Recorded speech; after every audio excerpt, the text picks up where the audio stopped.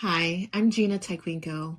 I'm an artist and designer living and working in Central Florida, where I balance the joys and challenges of my life in my late 30s alongside my partner and our beautiful 2.5-year-old daughter.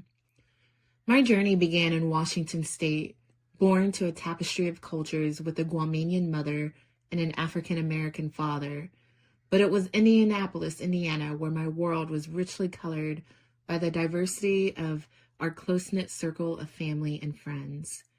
Guided by the steadfast light of my late Nana, who was really the heart and soul of our family, I was encouraged to dream beyond the horizon.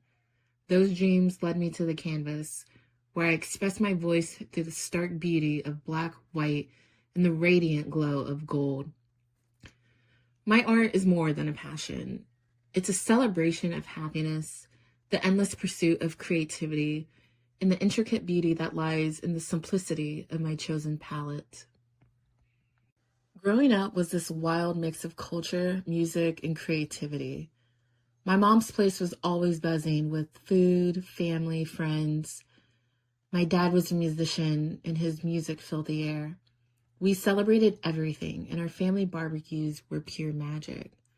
It's like I lived in a constant dance between two vibrant worlds. Then there's the digital realm. I dove into graphic and web design early, but it wasn't until I got my hands dirty with paint that I truly found my groove.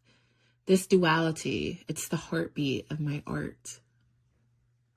My influences are a mixed bag, really. Family first, always. Their strength and stories pulse through my work. Artist-wise, I draw from the likes of Van Gogh's raw emotion, Frida Kahlo's fierce authenticity, and Jackson Pollock's boldness. They all had this raw passion, and their art just spoke the truth. And that's what I'm about. Plus, music's my muse, and my daughter, she's my heart. But it's not just people, it's experiences. Like learning the ancient art of gilding in Mexico, which brought a whole new depth to my work. That time spent in Mexico wasn't just about technique. It was a spiritual awakening, connecting me deeper to my craft and to something greater. Right now, I'm really focused on digging deeper into what I've been doing, playing with textures, black, white, and gold. But also, I'm getting more seriously into writing and reflecting on my work. It's like having a conversation with myself, learning and growing through each piece.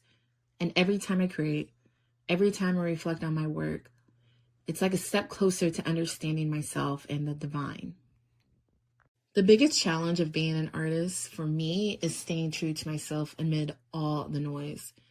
It's so easy to follow trends, but real art, it comes from within.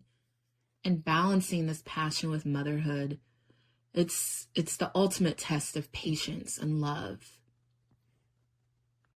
If I could give advice to my younger self, I'd say stick to your path even when it's winding.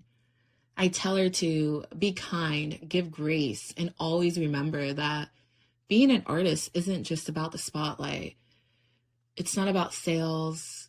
It's about authenticity and connecting to something deeper. And to always remember that, art is more than an expression. It's really a bridge to the divine. And it's really a way to uncover the layers of your soul. I love being asked if I listen to music while I paint because music is my muse.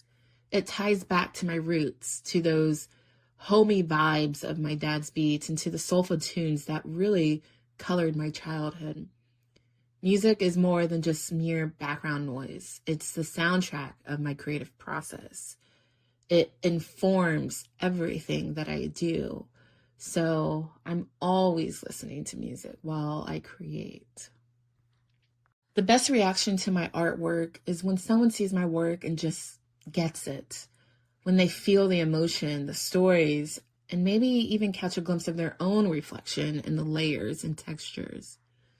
That connection, that's the real deal.